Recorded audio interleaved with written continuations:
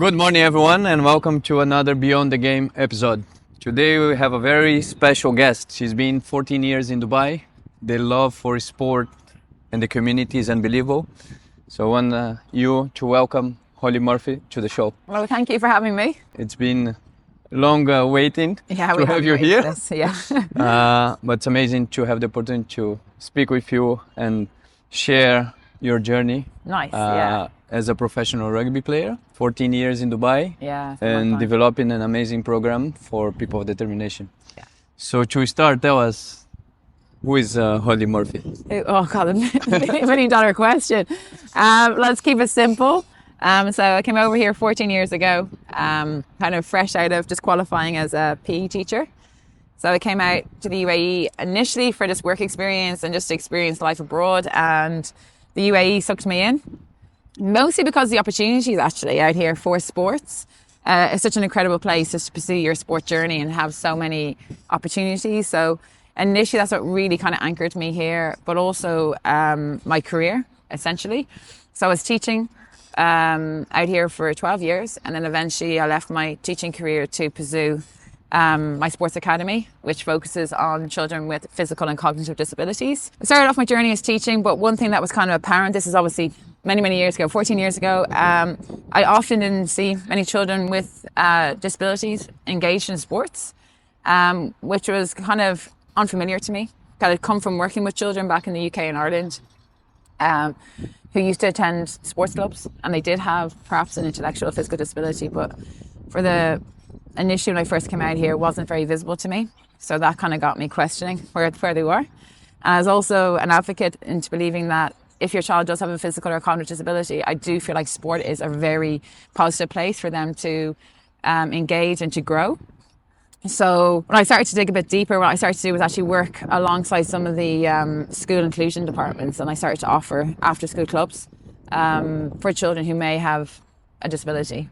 Because often what was happening was they were being removed from the PE classes and kind of being taught to do other things, predominantly academic or life skills, which is obviously both very positive things.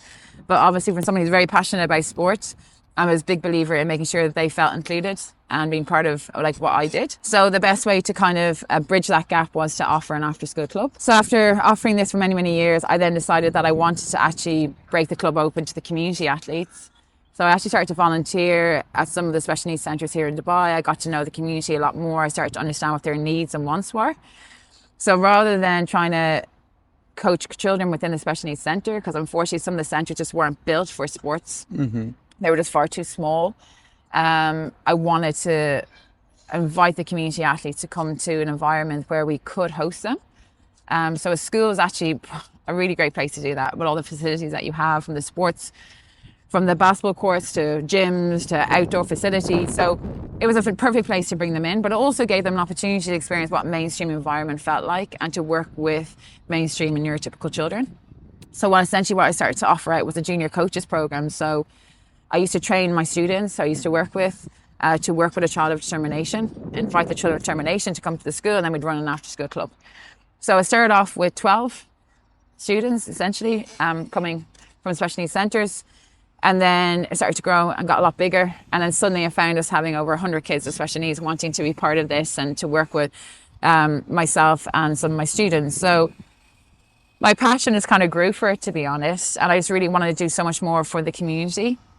So I took a huge risk and I actually left my teaching career to focus on developing a sports academy. But what I wanted to do was offer them a wide variety of sports. I didn't want to focus on just one sport. Mm-hmm. Mostly because the same way that you and me, you've got your interests and I've got my interests. Like I love rugby, you love paddle. It's important that we engage their interests and we get them involved with as many sports as possible, but also find something that they really enjoy doing. So I started to link in with lots of different clubs from the community actually, from CrossFit to obviously paddle, swimming clubs, whatever it was. I just wanted to really break open the doors and give them as many opportunities as possible. So fast forward 5 years now, doing it full time. We now have over 23 sports. We work with 23 venues. We now have developed an events as well. So we've got an events program where we do 1 on 3, which is like CrossFit and functional fitness. We have our own event, which is called the Games of Hope, where we work alongside with Aldar to deliver that, which is all like specialized adaptive programs to include people of determination in the community and give them events to work towards and to compete with. So, you know, it's been an exciting journey. It hasn't been easy. A lot of barriers we've had to overcome, but the journey so far has been super positive, and we're excited for what comes next. Oh, it's amazing. Well done, first of all. So Heroes of Hope started, you mentioned, 10 years ago, and 5 years ago became your full-time job. Yeah. As you mentioned, not easy. Not at all. We have been working together with Heroes, ISD and Heroes for the past almost 3 years now. Yeah, absolutely, yeah. We host you guys here once a week, but we feel, and the coaches, together with me, we believe we're making the change in their life. Even if it's once a week, Agreed. for 1 hour, you can see when they leave here with a smile. Absolutely, yeah. And as you mentioned, we see the challenge for the parents and for you, because 23 sports, it's definitely is a full-time job. Yes. Right? Yeah. To find a venue, to manage the schedule. You mentioned you have almost 200 kids now. Yes, we do. Double the numbers. It's unbelievable. So it is. You're changing lives. That I think that's the main purpose that we can see.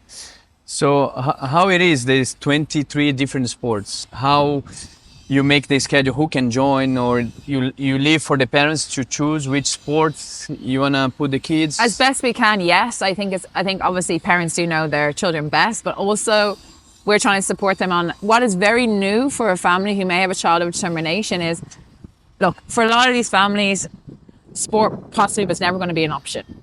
And that was also a big thing that kind of inspired me to set this up, because as a PE teacher, essentially, I used to be able to take my students to an after-school basketball game, and we compete against other schools. We used to have sports days. Parents would come, they're cheering their kids on from the sidelines. But I really wanted to give that gift back to parents that may have a child with determination, because I think it's really important these parents get on the sidelines, they cheer their kids on. So for a lot of parents who perhaps have a child with determination, they never really believe that their child can possibly participate in this type of environment, and I really want to make that accessible for them and give them that opportunity. Yeah. So as much as I want the parents to select it, I also kind of like to meet the child, and I'm like, you know what, they're actually really good at running, let's get them involved with the athletics club.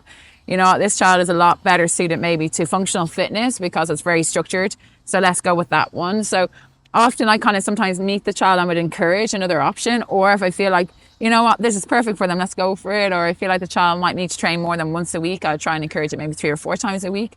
So it all depends, like case by case, really. Okay. But what I'm really kind of grateful for is the fact that we do have options rather than just being, okay, they can only do this. Yeah. I love that we're actually in a position to try out different things and figure out together what that child enjoys the most. And that's the most important thing, is they're enjoying what they are doing and getting the best out of what we provide for them. So that's really important. Yeah, and you mentioned, like, for a lot of parents, they don't see the opportunity for the kids to do sports, or they didn't know before that they are able to.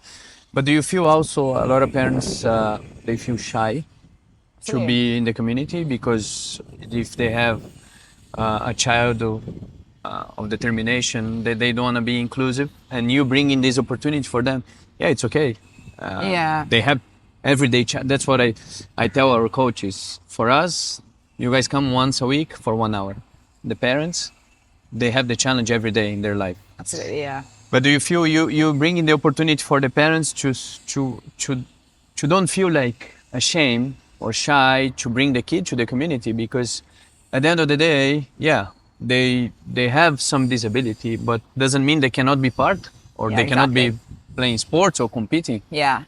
I think that's what I've learned through my journey in sports. Everybody is different. And I think the sports environment and the sports culture, we really foster that. And I really think that we embrace each other's personalities. And I think it's exactly the same for people of determination. They simply just have their own personalities and their own way of managing themselves. And I think we just need to be open-minded to that. At the end of the day, like, we are sports coaches. We're not therapists, we're not doctors. We are sports coaches. But I always find, like, if you're a good coach, you're going to be open-minded and you can adapt any of your practices to be inclusive and involve anyone. And that's the one thing I always say to parents, like, please don't worry about their behaviors. If they want to run around in circles for the whole session, I'm actually okay with that, because at least they're in a safe environment. And sometimes the children just need to get out and run. They just need to get out and maybe slam a slam ball or like hit a ball or whatever it's going to be. And once it's done like in a safe space, I'm absolutely fine with that. And for a lot of our kids, it just does take time. And I think that's really, really important that parents understand. It's a game of patience. We have to work at their pace. We go slowly, slowly. So 1 week, it might be a case of where they come down, they see the environment. They might run around the environment. It could be week 2 where they might run around the environment, but by the end of the session, they might actually start to join in. It could be week 3 now. Instead of running around, they're now joining in and staying involved. It just takes time. We're really lucky because we've been working with some of our athletes for almost a decade.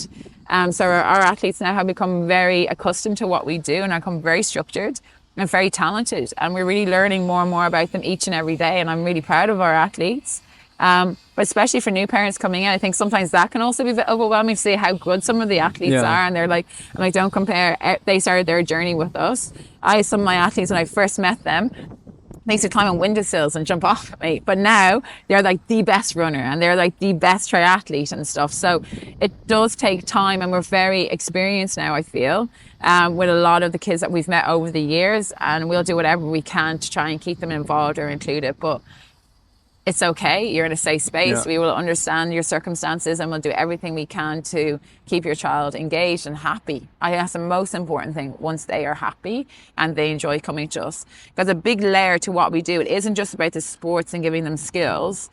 It's about giving them friendships and giving the parents a really safe community, a supportive community that embraces them and embraces their family. And I think that's a big component of what we do. Yes, the sport is kind of the magnet that brings everybody together. But what's really important is nobody's alone. Everybody is celebrated. And no matter what's going on, you can lean into each other, talk to each other. And obviously for the children, they're building and growing friendships now. And that's what I love the most, is that they've got friends. And as you mentioned, even for the family, it's very important because they meet other families with kids, maybe with the same or different disability. They can share experience, share ideas. Absolutely. They can get together outside of the program. Yeah, I think that's what, again, for me, only sports can do that. Agreed. And what we have been doing, it's amazing. And you see the difference since we started 3 years ago, and now every Thursday we have almost 25, 30 kids. Yeah. So, and different levels, you see some of them, they're waiting to come and play. You mentioned some of the athletes, they have been to the Special Olympics. Yes. I think that is a big achievement, not only for the family, the kids, and for you, because you've been coaching them and you see them achieving Special Olympics. I think like with any athlete, including myself, everyone aspires one day to get to the Olympics. But I think what's really, really important, and I will value that as well, is like the coaches that I had as a child growing up, like even to this day, they're my biggest inspiration. And they're the people that gave me probably the best tools in life to be able to grow as a person and also obviously as a coach. But I think like you have to value those stepping stones, and that's what we're there to do. And I really do believe in grassroots sport. I think we lay those foundations. The children then they can grow and flourish into young men and young women. And then if they have to move on and then, aim for even higher, like at least we've given them like a really strong skill set to do that. So it's been quite an honor to watch some of our athletes really grow and flourish into these really aspiring and inspirational athletes that they are now kind of on that projectile to be part of Special Olympics UAE. And that's been fantastic to kind of watch that journey happen. But equally, what's been really kind of special for us as well is being able to collaborate with Special Olympics UAE and, attend their fantastic events and to give our athletes some great opportunities and I suppose professional experiences, which is really difficult because it doesn't really offer many opportunities for that. So, we've had some of our athletes compete with powerlifting, which has been wonderful, basketball, badminton, and just being able to compete at a good level, but also a level where it's competitive. It's been amazing because you get to watch your athletes become so passionate, about their sport. And, they do want to win like we all do, as part of sport. Winning and losing is part of it. But the biggest thing is like these athletes, they step up, and it's amazing to watch them like take all the skills that they've been trained to do and to really perform at like a top level against, like I said, top athletes. So it's been a very, inspirational journey, particularly I suppose as their foundation coach. I can imagine because we all say, okay, sports, you go there, have fun, to take part. But when you start competing, you as a coach and the athletes, we all want to win. Of course, yeah, of course. Win or lose is the consequence. Yeah. But when you start, the referee says, game on. Yeah, it's You're game on. not gonna go halfway. Not at all. Yeah. So that's and I can imagine the parents just to watch the kids that Yeah. they never maybe imagined they could be competing in that high level. No, and like last year, the UAE hosted the first national games, which was honestly, it just proved kind of how progressive the UAE is and how inclusive. And they're very passionate about developing further pathways for people of determination. So the national games involved clubs from all over the country competing against each other in different sports, basketball, powerlifting, badminton. What else did we have? God, we had, and more. I'm sorry, I can't think off the top of my head. But the passion that was out there amongst the athletes, amongst the parents, it was really mind-blowing. It was actually really emotional. I'm not going to lie, like kind of, even as coach, I didn't expect that level of emotion. You realize just how invested you are in their journey and how invested you are in them.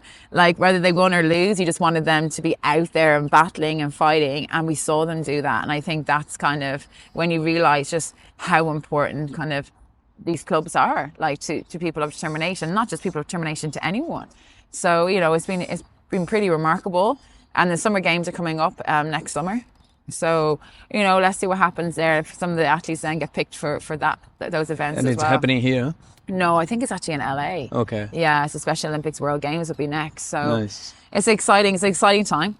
And like I said, it's been pretty amazing to watch what the Special Olympics have put together out here as well, and kind of creating that really competitive environment and getting athletes kind of going head to head against each other. And I do think that's really important because that's when you really learn about yourself as well as an athlete. Yeah. But also as coaches, we're in a great position then to see exactly what level our athletes are at and what we need to do better as a coach. We always have to do better to try and elevate their standards. So it's a great place to find our athletes and a great place to be in right now, particularly out here in the UAE.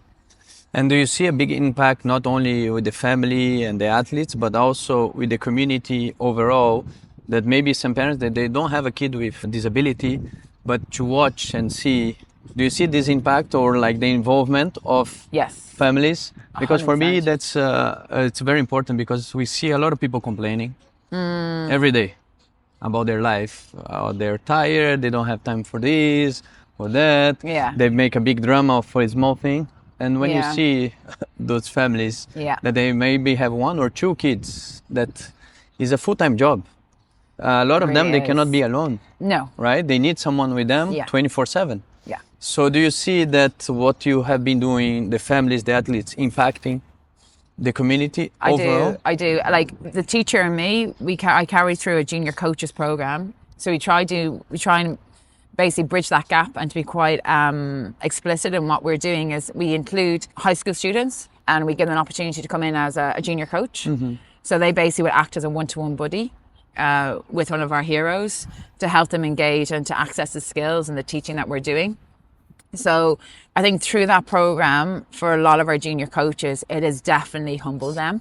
I think they really kind of realize this can be quite challenging. But also what I really like what's happening is we're teaching the next generation about what inclusion really looks like, and to understand what exactly is a person perhaps who has autism, or what does Down syndrome mean, or what does global learning mean? Because for a lot of us, we don't actually understand. We see people of determination, people actually don't know what that means. So I give them that hands-on experience and to actually put them in an environment that can be quite challenging. I think they're going away with, a lot of learning, and they're developing their own character. And I think their mind has been opened. And I think then when those junior coaches' parents sit in those sidelines and they see, the variety of skills that we have to work with, I think, it is quite a humbling experience. Yeah, I think that's what you meant, the next generation, because I feel that a lot of the society, the older, let's say, people, they still look in a different way. Agreed. Right? Yeah. They don't feel comfortable to be next to someone with a disability. But creating this from a young age, the junior coaches, that they're going to deliver the message for their friends when they grow up, to their kids, that, it's okay. Yes. Like the family didn't choose to have a kid with disability, or the kid doesn't know maybe what's going on. No. But why can you not help Exactly. and sit down next to each other and play sports or have a conversation? So I think that's very important to create from now these young junior coaches for the future, because what's happening now is going to be difficult to change in the society. So we need to, like, step by step educate and make inclusion possible. I think so, yeah. And I think by having these programs, and I'm quite brazen about it, because when the junior coaches come, I literally throw them into it. I'm like, here's the child that you're working with today, let's go. And they're kind of looking at me like, this is hands-on, this is how it is. And, you know, you just got to kind of adapt to the environment real quickly. And this is what we're going to do today. And to be honest, for a lot of the junior coaches, when they're given that kind of responsibility and they're kind of thrown into the deep end, I actually think they really appreciate it. Because, you know, I'm giving them responsibility, and I think they appreciate that I trust them with my athletes. And I'm like, I know you can do this, let's do it.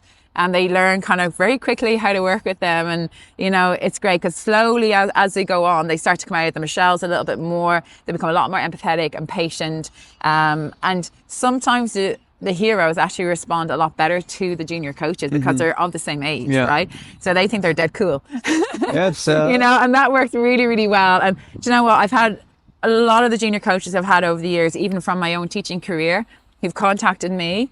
And, you know, they have sent me kind of messages to say how impactful those experiences have been. I've had some of them who've gone on to university to study this area further, whether it's nursing, educational psychology.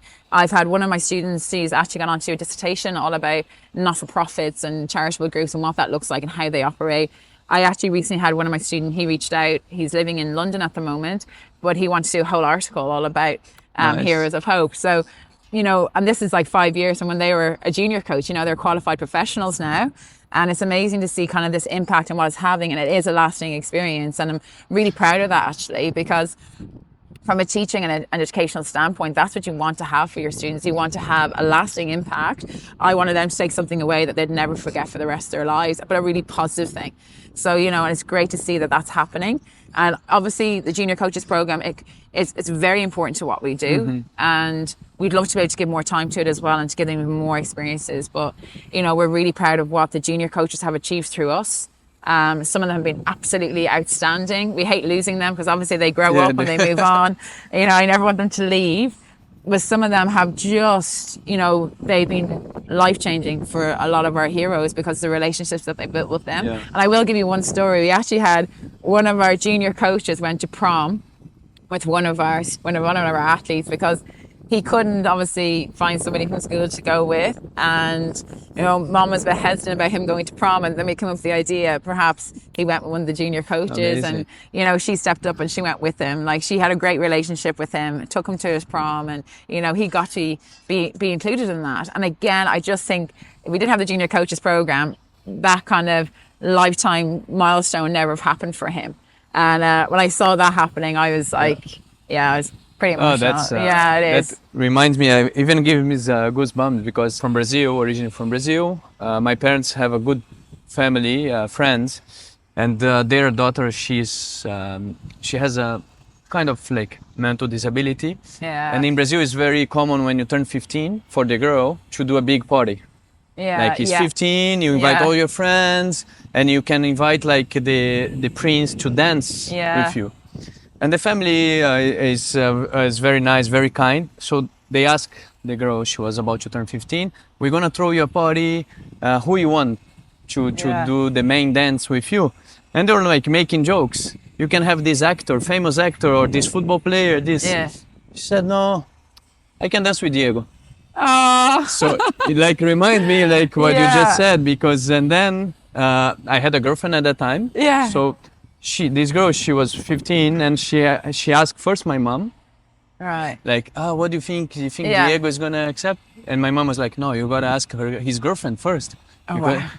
So she was like, we had a lunch together and she was very shy and she came to me and asked, I said, oh yeah, of course, I will dance with you.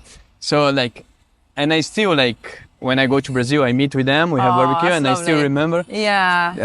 But for sure that is once in a lifetime. It is. Change her life. As for your coach, those things, if we just But it's go do back you know what and- it is? It's a simple act of kindness. Yeah. That's all it is. It really is a simple act of kindness. And I don't think, like, it costs nothing to be kind. Yeah. It really does. It costs nothing to take one day out of your life to give back to somebody else, and that can transform theirs. Yeah. And I think that's what people kind of underestimate is like, and as I said before, 1 hour a week, volunteer just 1 hour a week. Like sometimes we sit down and watch Netflix back to back, and you could be sitting on your couch for 5 to 6 hours, you know. 1 hour a week is 2 episodes of Netflix, or it's 1 episode of a Netflix show. That's all we are asking, to support an athlete of determination and to help them grow and develop and become the best version of themselves. Because we also need people. Like, I need people to help me. You need people to help you. We all need to help each other. And that's kind of what life is about. Like, you have to lean into people to become the very best version of yourself. And, you know, through the work that we do, that's a massive thing that we need. We need people. We need people power. But I'm, you know, like I say, I'm grateful for what we have, but there's so much more that can be done. You know, and we just need more and more people to kind of buy into that and realize, look, this isn't a world about Instagram. You know, there's people, we need to be a bit more present, a bit more hands-on with each other. And we need to embrace these experiences, and we need to think about other people and what we can do to, you know, make their life better. But also, like me personally, from working with people of determination, they have changed my life massively, and I wouldn't change that for the world. Like, they've impacted more on me than I say I've ever impacted on them, to be honest. And I wouldn't give this up for anything, you know, like working with them is just, it is amazing. And it makes me so happy every single day to be with them. And I don't want to be with any other people, you know, because they are the best, you know. And I think once you get involved in this and you really buy into it, like when you start to learn about their personalities, how they are, like, it changes everything. It really, really does. And then even being around the parents, like, these parents are super women and super men. Like, they're just the most beautiful people. Like, they just embrace their children for exactly who they are. We're not going to change them. This is who they are. We just embrace them. And I think that's really important. I think we're in a society right now where we're so focused on changing ourselves, whether that's your exterior and your interior. It's always like change. But sometimes just be. Just be you. And let's just embrace you for exactly who you are. And I think you kind of learn that a lot through the work that we do. Yeah, no, and then we can see when they come here, they smile on their face, and the parents. Yeah, 100%. The parents appreciate a lot what you have been doing. So UAE opened the doors for you 14 years ago. Yeah. You have done all your journey on your professional career as a teacher, developing heroes, but also you still play professional rugby for the UAE national team. I do, yeah. So that was a little bit how you find time to train. You travel with the team. Yes, still playing high level, Yeah. and you guys qualify for the Asia series. Yeah. Look, like I said before, like sport has been my entire life. Like I started playing sport from about the age of 6. Mainly because I was a very hyperactive child and my mother needed me out of the house pretty quickly. So I started my journey with athletics, like running. I used to fly everywhere. So mum was like, I need her at a safe space. So down to the local athletics club. So I've always been involved in sport for as long as I can remember. So I don't know life without it, to be honest. But you know, I've been really lucky over the last couple of years. I got involved with rugby I've been playing rugby out here for 14 years. 14 seasons of rugby. I've been part of the UAE's journey as well with the UAE Federation.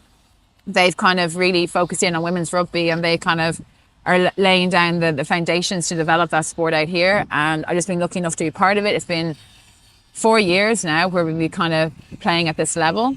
Last year we qualified for the Asia series. It's the first time ever that the UAE women's team qualified for the series. The series was, to be honest, was a lifetime dream.